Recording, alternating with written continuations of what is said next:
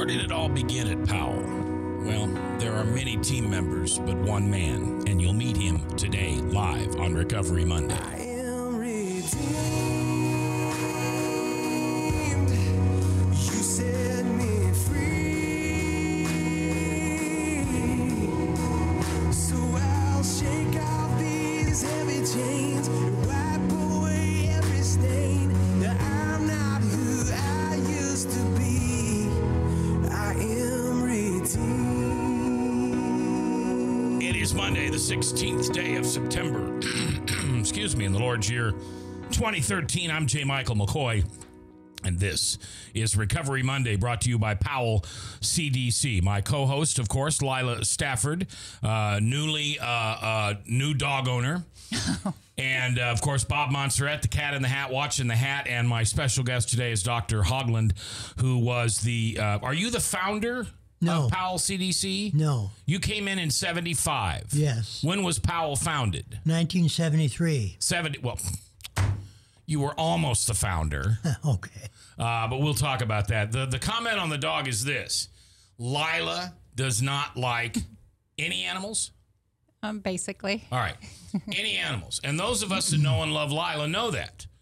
So Saturday, because she's got a particularly mean streak inside of her, she posts this picture on Facebook of this adorable little black and white puppy, 3 pounds maybe, if that, and said, look, I got a new, what you didn't say doggy. No, I just, Muffball is what I called it, because our old dog was called Muffy. Muffball. So all these people who know Lila are going, huh? And everybody, oh, what a cutie. Oh, how cute. Come to find out it was stuffed. It was fake. The perfect dog to have, though. You just are feeling ornery and wanted to throw people off for the weekend? Is that it? I'm going to meet my son at the airport on Wednesday with the fake one, because he knew right away that it wasn't real. But I'm Muffball. Muffball. You know, anybody should know that a real dog owner, a real dog lover does not name their dog Muffball. That would be like, what was the name I always thought would be good? To name your dog, I can't say it on the radio. Anyway, and so you'd go out the front door and yell, hey, here! Here! All right, now, Bob, on a serious note, we've got a shooting outside of a Navy shipyard in D.C. 12 people dead so far. Is that what they're saying? That's what I've heard so far. That's correct. Is the shooter dead? Shooter is dead, one of them, and they think there may be 2 more. There's a possibility. Oh, my gosh. The shooter was a 34-year-old from Fort Worth, Texas. But that's all I know at this point. Have they locked down the Navy base? I believe they have, from what I've heard, again. I've got a friend of mine that I got a text and an email from today who, her name is Wendy, and she's on vacation in D.C., and they shut down all the sites. Yeah. She can't go to any of the sites in D.C. Because of this shooting. Now, this isn't big enough where you'll be called in, right? That's correct. They'll probably take care of that. They can deal with that. Okay. What's the number that you begin to wonder whether you're going to get called? I'd say if it gets over 50. Okay. Bob, in his real life, is a forensic scientist and is also a volunteer with the National DMORT, D-M-O-R-T, which stands for? Disaster Mortuary Operational Response Team. All right. And so Bob was at Katrina, at 9/11, at Flight 232 in Sioux City. He goes into all these places and identifies the bodies the best he can. And Bob, that's under the category of, well, somebody's got to do it, because I don't know how you do it. Yes, it's something that I'll do, but I don't want to. So if they say there's not enough, I'm happy about that. Yeah. Well, and he, 1 minute, the favorite story you've got is the one about the family that came to 232 and their mother, a husband and son. Yes. Never got to see the body because of the destruction. Came to the 1-year anniversary and made the comment, we don't even know if she's really there. We've spent the whole last year grieving over a headstone with a box, and we don't even know if she's in there. And Bob had remembered it and said, yes, that was her. and the peace and serenity that gave to that family, as you said, was worth the whole trip then. Absolutely. So, all right, let's talk about happier things, drunks and alcoholics. Dr. Haugland, Stan Haugland, is in the house today. Dr. Haugland was the medical director at Powell CDC from 1975 to 1999. So you were there for 24 years. Yes, that's true. And you came there 2 years after it started. Who started it? The original medical director was Dr. Donlin from Haugland, Iowa. Okay. Dr. Donlin? Donlin, D-O-N-L-I-N, I believe. Okay. Anyway, what happened was that I'd started a program up in Albert Lee, Minnesota.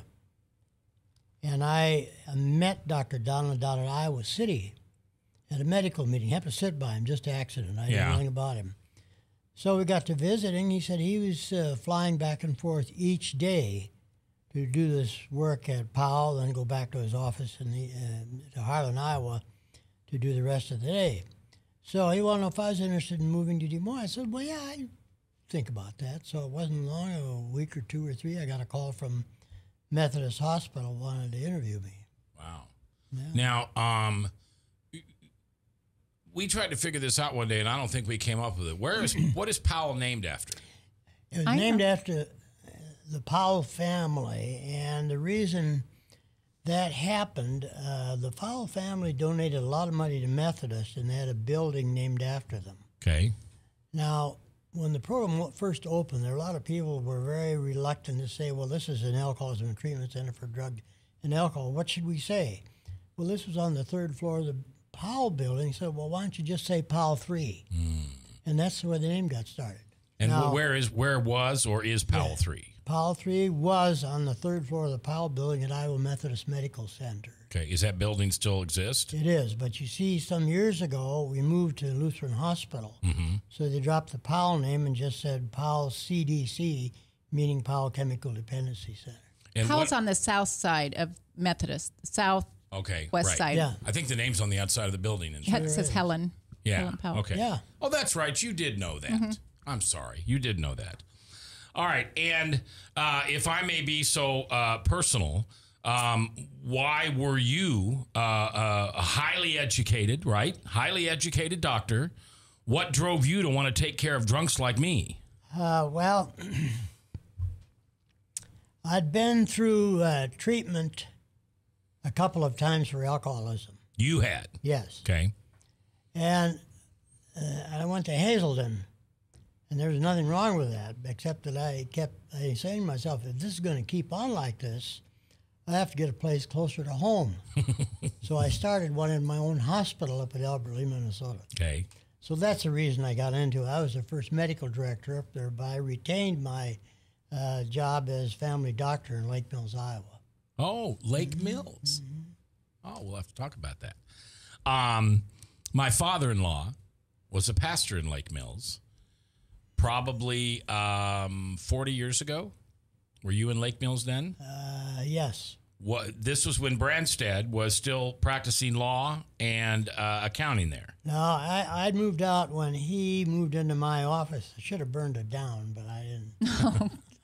Okay, so that's interesting. You don't have to quote me on that. Small. I don't have to quote you at all. I'm an old Democrat. Oh, okay. Well, we'll anyway, let you. So if Branstad had moved into then I'd left town by then. Okay, so I don't remember when my father-in-law left. What church was he in? He would have been Lutheran Brotherhood, and his name was Gaylord Jacobson. Fire and brimstone. No, I don't remember that. I knew them all in town. Yeah, that was probably after then. Sure. All right. So you yourself discovered that you had issues with alcohol. Right. Can you remember back then to what some of your behavior was and what you thought as a medical doctor the issue really was? Well, I'm sure that my efficiency as being a doctor fell off because of my dependence on alcohol and other drugs. And I'd had some accidents that were very embarrassing in town. For example, one time I ran 2 cars in the same ditch in one night. Oh, my gosh. So for a small town, you can imagine what kind of a story that would create around town. Yeah. Not good. Right. But that would make headlines in a big town. Yeah. Well, it probably made headlines in that little town, didn't it? Well, I didn't make any headlines, but what they didn't need to. Everybody knew it. Everybody was why talking the about hell it, yeah. Be old news by the next day. Yeah. So anyway, as time went on, though, it got to be more and more of a problem. I wasn't getting drunk anymore, but I was drinking and using drugs around the clock. So I knew I had to do something, and it so happened that one of my patients at the time was in recovery and said he'd been to Hazelton. I never heard of it before. So I called up there and checked it out a little bit, and then finally the day came when I couldn't go to work anymore. So I felt all was lost, and what the hell? So then I went up to Hazelton and admitted myself for treatment. Now, were you married at the time? Yes. And children? Yes. And what was your wife's comment or thought? Well, she was worried and I'm sure depressed about it. Didn't know what to do. There weren't any treatment centers in Iowa. There weren't any AA meetings around. So what do? You know, you don't really know. And I'd been to see other doctors, been referred to some doctors, but she had not been a part of those visits, you know. And it had to be a terrible strain on her. No doubt about it. Yeah. Were you just a 24-hour user? How did your mood change? Yeah, I was towards the last year or two. I was around the clock, but you know, you drink early in the morning, and that lasts you till noon, and then you have some more at noon, that lasts you till evening, and so on and so forth. So I wasn't getting drunk at least the last 2 years. You were always drunk. But I always had alcohol in my body. Okay? Yeah. And what drugs, if I may ask? Well, I had sleeping pills. The second time I went to treatment, you see, I never used pills before, but I'd been sober for 2 years, and I was having trouble sleeping. Mm-hmm. And then a salesman came in to my office, and as they were wont to do in those times, they would dump a whole bunch of pills, whatever it was they were trying to sell, right on the middle of your desk. In this instance, it happened to be a sleeping pill called Placidil.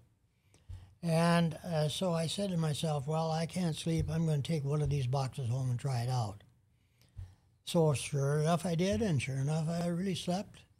But then it wasn't long till I needed 2 instead of 1, and 3 instead of 2, and 4 instead of 3. I got up to 5 a night.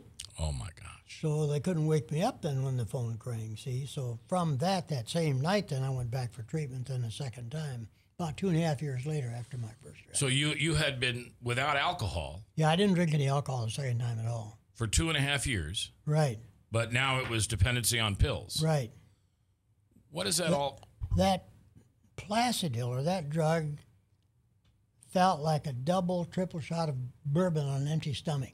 Okay. You know how that makes you feel all over your body, you see. So I didn't know that, but I just knew it was a sleeping pill. So is that what other sleeping pills do today? No. No, because there are a lot of people addicted to them. In fact, that one has been discontinued probably for that very reason. Yeah.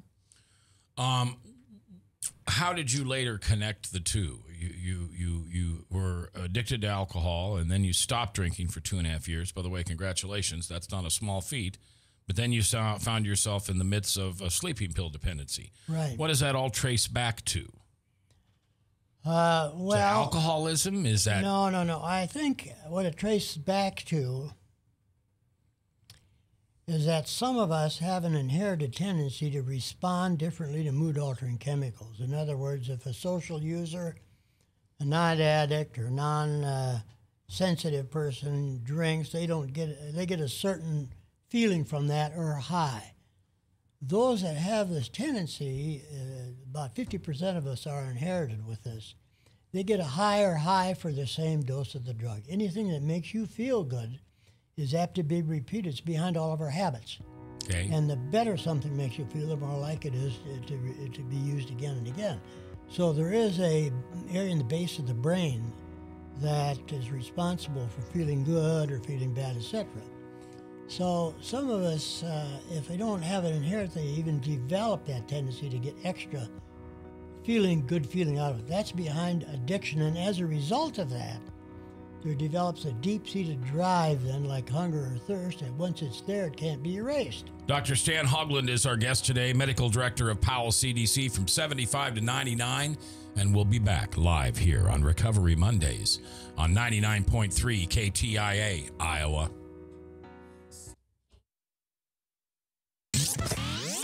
From the RE/MAX Real Estate Concept Studios, this is Webcast One Live. A father who is headed toward another heart attack. A woman who struggles daily with diabetes and her memory. A boy whose headaches keep him out of school. A mother who one morning discovers a lump. A girl whose condition defies diagnosis. You come to us because you need answers, but you also need more. You need understanding of what you're going through. You need comfort. You need to be treated as an individual, not a condition. You need to be included in your own care. You are the point of everything we do. That's why we're changing to Unity Point Health. It's a model of care that will help us work better together, where the physician who knows you best takes the lead, coordinating your care through every step, from the hospital to specialists, to rehabilitation, to health services in the home and in the community, to making sure the treatments are effective. By working as a team, we surround you with care, helping you manage your health and your conditions, guiding you to making better choices and living a healthier life. The point of Unity is you. Unity Point Health. This is Dan Fry, host of A Rebel's Cause Radio, and I'm here to ask you a question. Are you tired of being marketed a second-rate product at a first-rate price? Or perhaps more importantly, do you want to wear something that shows who you are, which is a Christian, but doesn't look silly or even worse, just theologically incorrect? I want to introduce you to Wrath and Grace Clothing. They're a company that wants to provide you with clothes that you actually like, prices you can afford, and most importantly, they offer a sound, biblical message that represents who you are as a Christian. From the message presented in the graphics to the fit and finish, they have made their company on first-rate designs and high-quality fabrics and inks, and offered at a price you can afford. Wrath and Grace Clothing. Their mission is to proclaim the wrath and the grace of a sovereign God, one shirt at a time. Go to wrathandgrace.com to check out all their designs. That's wrathandgrace.com. If Tom Coates from Consumer Credit of America was your personal webmaster, Tom would filter out all bad debt emails. If Tom was your mailman, you'd never get any debt reduction junk mail. If Tom Coates was a lineman, he'd block any phone calls offering to reduce your credit card debt. Hi, I'm Tom Coates with Consumer Credit of America, and we're still your best choice for credit counseling. We're local, we're accountable, and we can do more. You make the call when the time's right for you. When it comes to competition, there really is none for Consumer Credit of America.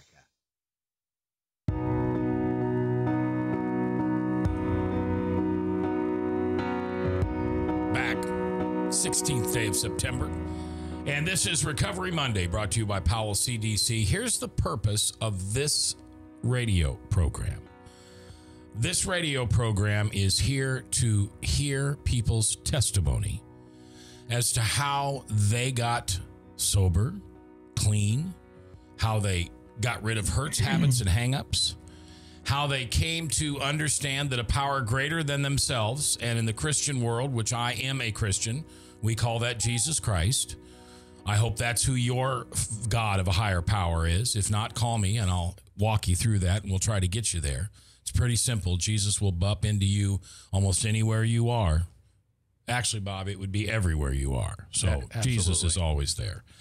And today we have a very special guest, Dr. Stan Haugland, who was the medical director at Powell CDC from 1975, so just a couple of years after it was founded, until 1999. Now, you have had, what year was it that we would go back in which you first went to Hazleton and got sober? You said for 2.5 years you remained sober. I would say it would have been 10 years before that. I was age 39 when I went to Hazleton. All right. And how old are you now? 80s. Well, I'm just trying to get a date, Doc. Okay.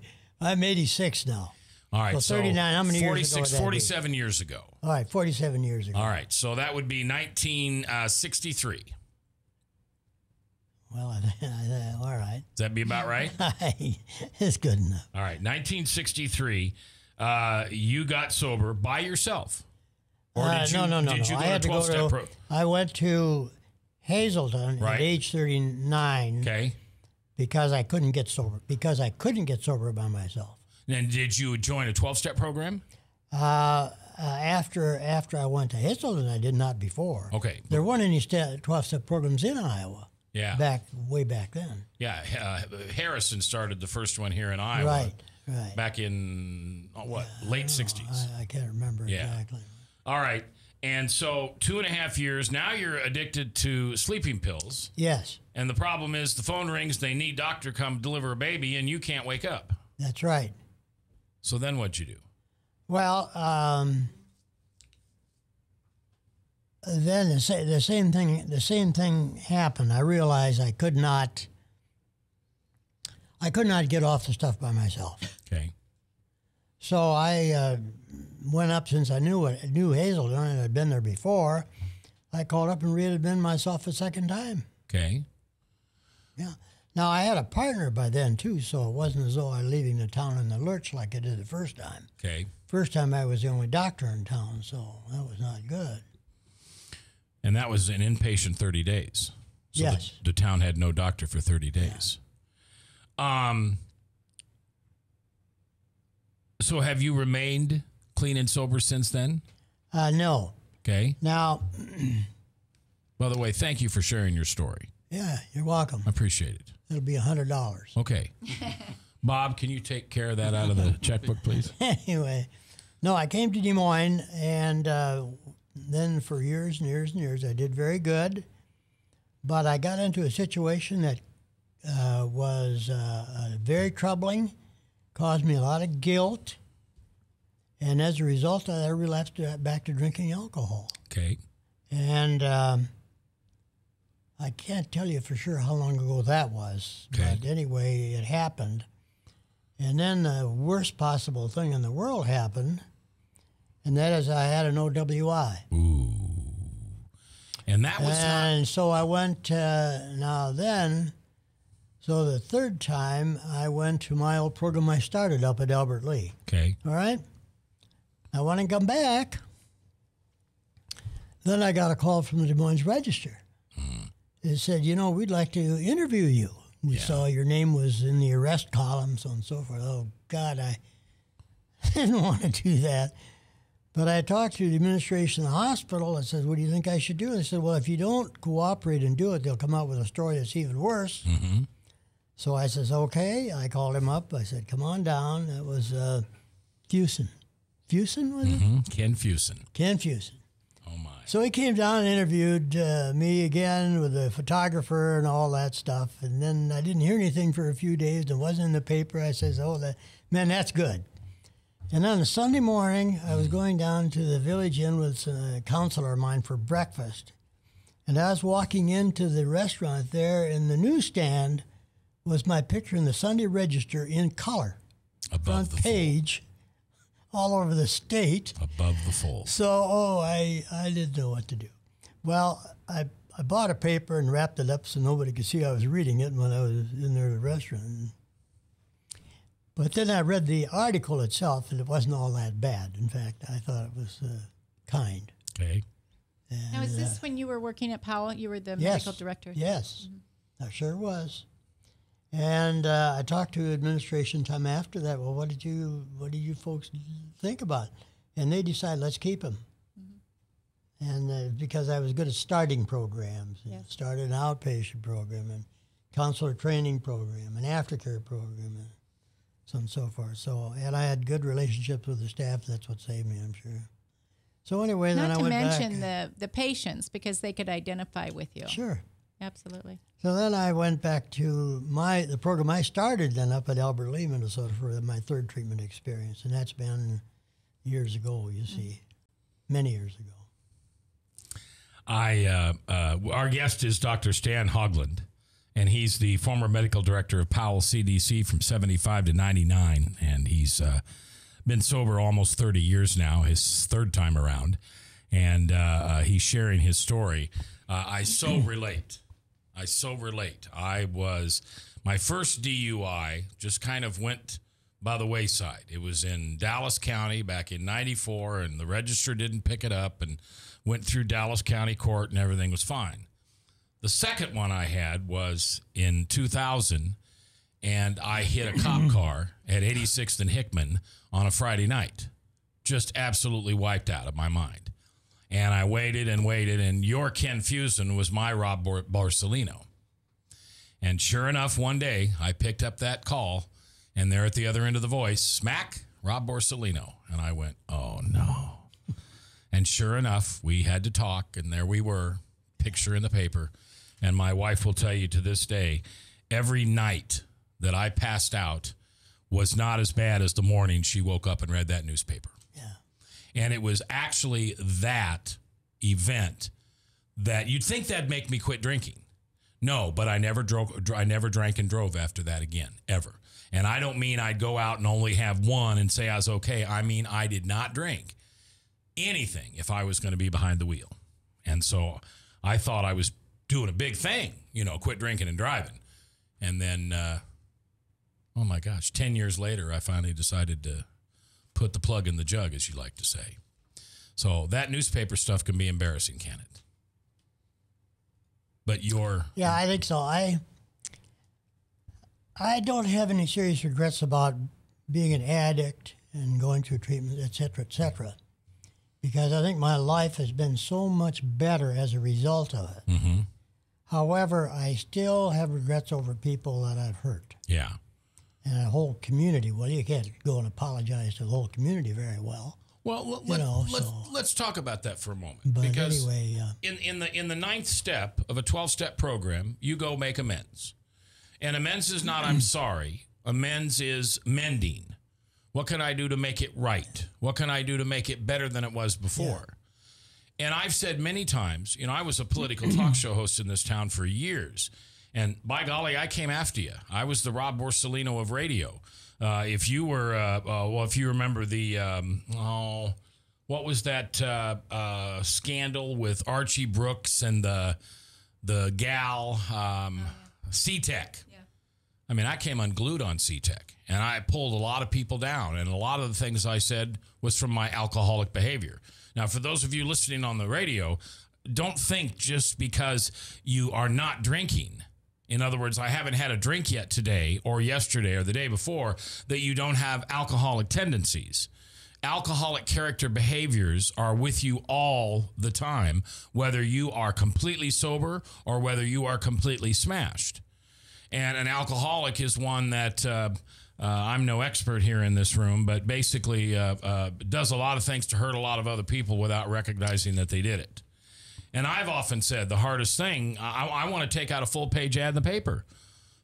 Sunday, statewide coverage, Des Moines Register. For all of you that I have hurt in my life, please know that I ask for your forgiveness, and I will make amends to you if there's something that I can do to make it right. Because I don't know all the people out there, just like you didn't know all the people in what was the name of the community again? Lake Mills, Iowa. Lake Mills. Yeah. So how did you reconcile that in your heart, in your life? Something came along that enabled me to do that. I was asked to write a paper for a newspaper. I can't remember just what it was, but I wrote a paper, and in that paper I explained how I knew that there are a lot of people out there that were hurt by my behavior, okay? Yeah. Well, anyway, the Lake Mills people heard about that and asked if they could reprint it in the Lake Mills Graphic. Oh, my. So, in a sense, you see, I had a chance to make amends to those people. Okay. Because that's what I did in the first article. Okay. And that relieved my guilt, I think, a lot when that happened. Oh, good. So, yeah. They reprinted the article. They reprinted the article in Lake Mills Graphic, my old hometown. And did they, was there any alteration to the article, addition to? No, I don't think so. No, there wasn't. It was just very well done and to begin with, and it was reproduced in Okay. So I felt really good about that. All right, grab your headphones over there. We do have a caller, and it's important to take this one. So headphones close by. You won't mess up your hair, I promise. Frankie, you're live on Recovery Monday. How you doing, Frankie? Good. How you doing, Mac? Good. Good. Y'all here? I love you were just talking about the alcoholic tendencies that we have, and I think that really is put good when we talk about our character defects, right? When you say that's part of our character defects is some of the alcoholic tendencies in the way that even when I am sober, you know, they say, what do you get when you sober up a drunken horse thief? You still get a horse thief, you know? And that was me, you know, like, and I still have those things too, with even in being in recoveries. You know, like I'm the only human being probably on my whole street that I live on that can tell you that there's an armored car that goes to the gas station on Fridays between 10:30 and about noon. Every Friday, there's a armor. Like, nobody else noticed that stuff, but I'm kind of like the criminal behavior when I was drunk. So I have to always keep those things in check. And it's good when I make amends, because what I'm saying to someone is, I'm going to work on that behavior with me. And that's what I love about being in recovery. That's what I love about having people that are friends in recovery, because you get two guys that sit around. Me and you, take, for example, we sit around. We talk about our character defects. That's not what I never talked about that stuff before, you know. That's not what men sat around and talked about. You thought, oh, that's just the way I am. Yeah. So we get to be men in recovery and say, hey, I have character defects. I like to expose them and, you know, talk about them. And, man, that's just one of the things I love best about having friends in recovery and being in recovery myself. Now, you're a public guy. You've had a movie made about you. You have a webcast show. You've been in movies. You're very active in the community. I want you to hold on, Frankie. And when we come back, talk to me about what Dr. Stan Haugland and I are talking about. And that is that remorse that we carry because we aren't able to make individual amends to an entire community that, for one reason or another, we think we may have hurt by our alcoholic actions. We're coming back. Dr. Stan Haugland, former medical director at Powell CDC, and little Frankie on the phone. And I'm J. Michael McKoy. If I haven't told you lately, thanks for listening. Love this job. Couldn't do it without you. At webcast1live.com. From the RE/MAX Real Estate Concept Studios, this is Webcast One Live. I'm Brian Leach, owner and general manager of Service Legends. I brought along a couple of the home comfort heroes. Hi, I'm Tammy Wells. I am Nick Wondershide. I'm administrative manager. I am the senior technician from Service Legends. It seems like every good thing, when you feel it to the bone that it's good, there's a lot of hard work put behind it.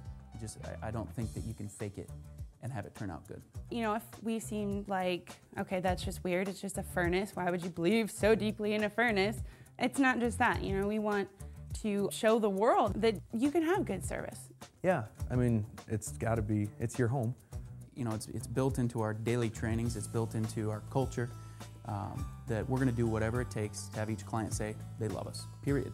That's why we spend all the hours in the training that we do. And if we guarantee it's going to be a good experience for you, or else it's free, what type of work do you think we're going to do? There is a guarantee.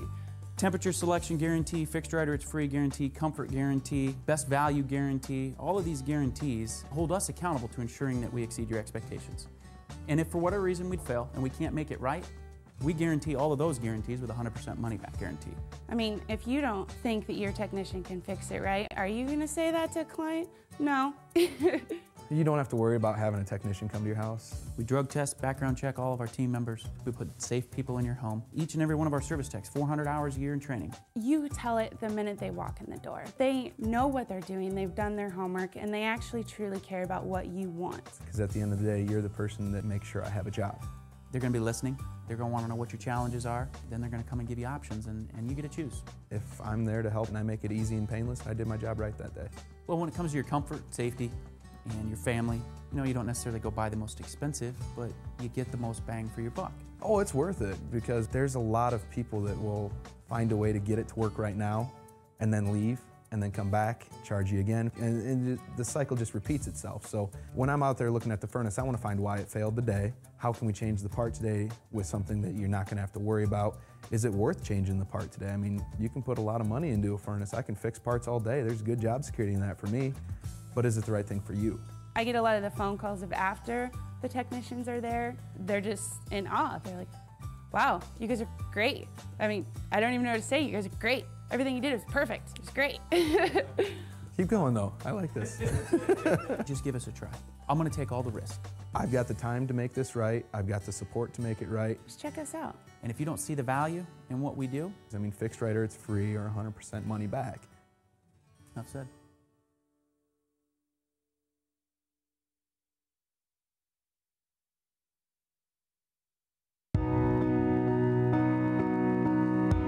.22 before the top on this Recovery Monday, brought to you by Powell CDC. I'm J. Michael McKoy on 99.3 KTIA, powered by webcast1live.com. We know you have lots of choices of what you're going to listen to and watch and bring up as a podcast. And for whatever reason, you've chosen us today, and I thank you. Hopefully, we'll earn your trust. This is a very transparent show. It's honest, it's Christ-centered, and it's recovery-based. And that's what we try to do here, is share people's stories with the hopes that inside of somebody's story, meaning yours or mine or Lila's or Dr. Haugland's, that there's something you need, or there's something God wants you to hear. And because it's said here, it ends up on your ears and then floats to within your heart and then becomes a part of your soul. So we appreciate you being here. Little Frankie is live on the phone with us. I appreciate him joining us today. Now, you said something real interesting, Lila. I want you to repeat that, please. That I think working the 12 steps helps so you don't feel so bad about what you've done. I agree. Clearing the wreckage of our past. Right. And then you also make living amends. So if there are people, like if you have way too many people and you can't think, if generally you hurt a bunch of people, then you make living amends. You change the way that you behave. But take the situation like Dr. Haugland was talking about, where there's an entire community, Lake Mills, Iowa, population 3,500. Well, maybe a couple thousand. Couple thousand. Take me on the radio. When I did talk radio, I was pretty fearless because I either owned the stations or had pretty much security that I wasn't going to get booted off for something I said. It wasn't my primary income, so my family wasn't going to go hungry. And I would call people out. Well, you may not be able to say amends to those particular people, but you can certainly change how you are now and not offend any more people. Right, and that's one of the things that happened to me as I began to go through recovery. I remember telling my wife this in tears one day, driving home from church. I said, I don't think I can do my job anymore. I just don't have it in me to rattle through the newspaper or watch the TV at night and find out what local citizen does something and I get to call him out. I don't have it in me anymore. And that's when the Holy Spirit started to work within my life and say, I want you to talk about recovery. Mm-hmm. I want you to help people and tell people stories. I'm not concerned about whether you care what the tax rate is in Clive, Iowa anymore. So, but now, Frank, you're a public guy. How do you follow that? How does the wreckage of your life, because if I thought my wreckage was bad, I mean, you were a white supremacist, you were a skinhead, you were parts of mobs that killed people or beat people, and you certainly get the Bully of the Year award many years. Yeah, no, absolutely. And, I could try to, what I got to do in recovery is before I would try to blame that because I was bullied and I had a horrible home life, and so that to say that it was okay for me to do those things, and it wasn't. And I had to take credit, I had to take responsibility for the things I've done. But the living amends is a great one. That's something that I can try to do because there's people that I don't even know their names. I just don't. And so I try to pay back more to like the homeless community.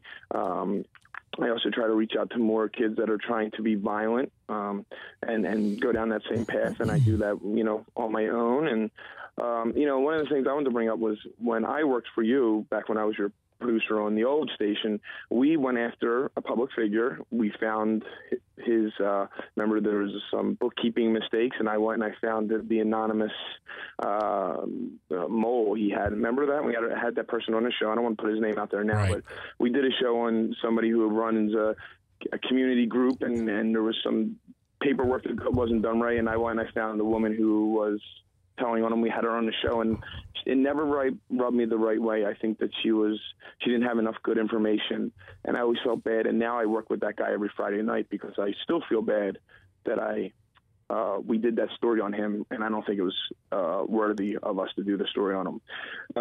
And that's what you would call a living amend. Yeah, living amends. I never went to him and said, hey, I'm sorry I did this. But I want to give you, I mean, I've made some heart-wrenching amends in my life. I really have. But one of the ones I thought was going to be the easiest, and that's where you always get in trouble when you think it's going to be the easiest, was I thought my wife was going to be easy. And I thought that I would go to her and say, hey, in all them times that you thought I was drunk at that party or on something at this wedding, and I would convince you that I wasn't, right? And she'd say, and I did that to her for years. So finally I came home and I was making amends one night, and I said, every time you thought I was drunk or high, I was.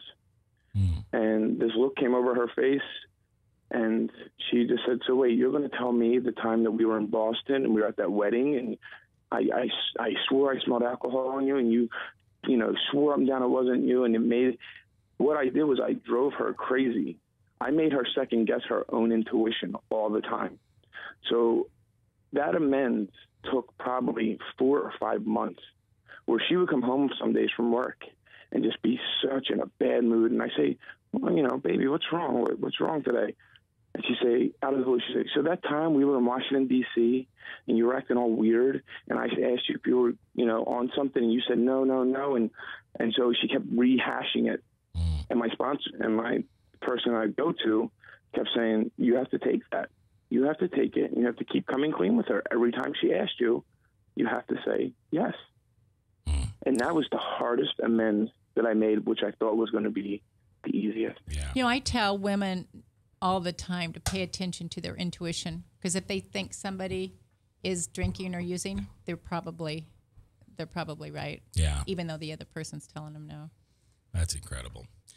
Dr. Haugland, talk about some of the stories you've heard, not necessarily of your own, probably not of your own. Give us 1 or 2 examples of people who struggled with making amends.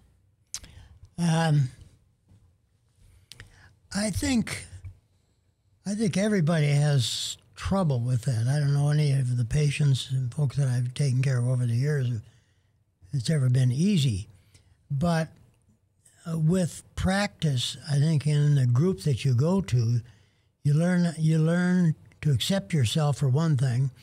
Another thing, that makes it easier for you to then share your mistakes and make your amends to other people. I mean, you learn how to do that, and I think in the doing, why it gives you a healthy sense of self-worth, and that's motivating influence to keep on doing it. And Lila, your comment was that even though we might not be able to nail down each person who we have wronged, living amends, meaning you just change the way you live and let people understand and see that you're a different kind of person, that has to be enough, doesn't it? Yes. It has to be. Yep. Otherwise, those resentments will eat at you, and you'll go back to using and drinking. Right. The other thing I tell people is people have low self-esteem when they come through treatment, or because they've treated people so badly. So from now on, whenever they say they're going to do something, to follow through with it. And then that helps start building their self-esteem, and they start feeling better about themselves, and then they'll start acting better. Yeah. Yeah, you'll begin to believe in your own recovery that it's working for you. Right. That you're making a positive difference in different people's lives. Yes. Okay.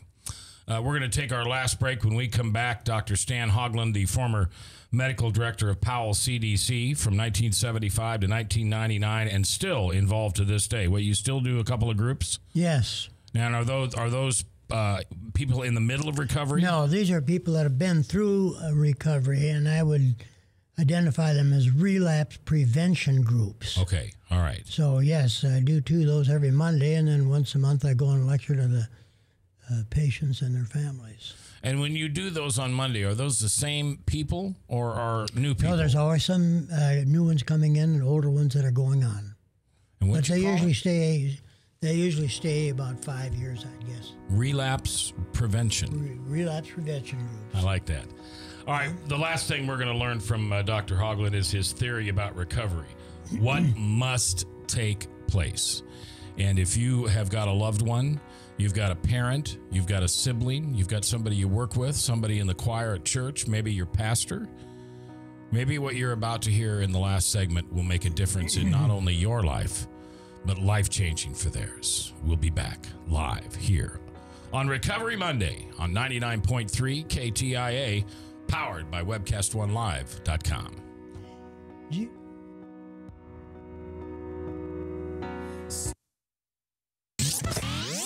From the RE/MAX Real Estate Concept Studios, this is Webcast One Live.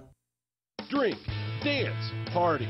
Kitty's is the ultimate dance club in Des Moines. A huge dance floor with room to move, 3 bars to keep your drinks full, and kickin' DJs playing all your favorite dance music. At Kitty's, we've always got your birthday party planned with Birthday Fridays. That's right, when your birthday rolls around, there's only one place to go. Gather up your friends and head to Kitty's, where you drink free on the Friday of your birthday week. Find out more about Birthday Fridays at kittiesusa.com. Kitty's, all kinds of people, all kinds of music, all kinds of fun. Drug and alcohol addiction slowly steals a person's identity, tearing away pieces of their life little by little until one day it seems like the hope of a happy future is gone and there's no chance of getting it back. Here at St. Gregory Retreat Centers, we can assure you that there is hope. Our unique approach to recovery begins with the understanding that the dysfunction and damage caused by addiction can be overcome, not just dealt with. Don't let another day go by. Call St. Gregory today. If you choose to obey the power of sin, it leads to death. If you choose to obey obedience, it leads to righteousness. Forgiveness is just the beginning of life in Christ. God wants us to live for Him now. And because of Jesus Christ, the gospel was preached, and you and I are blessed today because of Abraham. Did you know that? We're blessed. Experience Truth, 99.3 FM. From the RE/MAX Real Estate Concept Studios, this is Webcast One Live.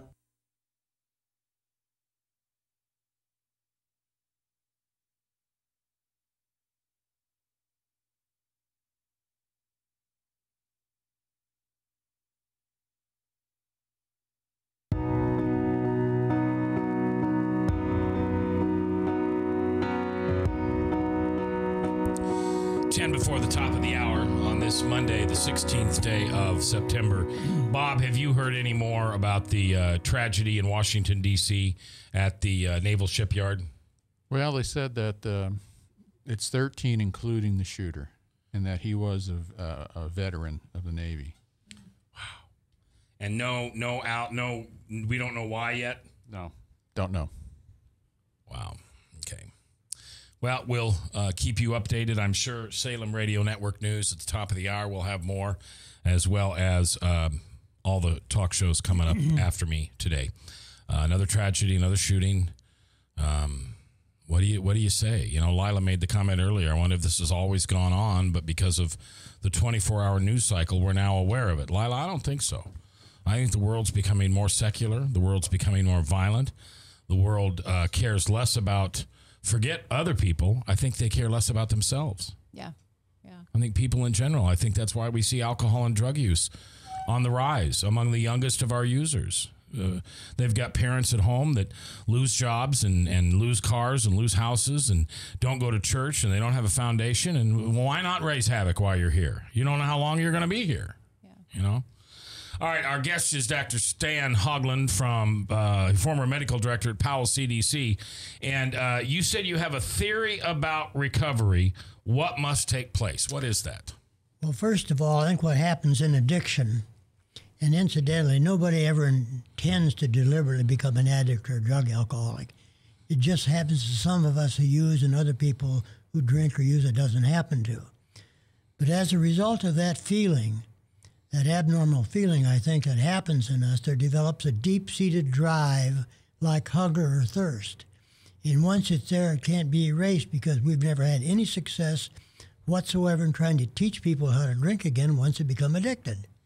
Okay, stop. Now. So hold on. Say that again. Okay. We've had no success after people... No, you say it. I can't. Okay. Yeah, we've never had any success in treating alcoholic or drug addicts in such a way you have been successfully treated now here by going through this program. Now you can go out and use again. You see?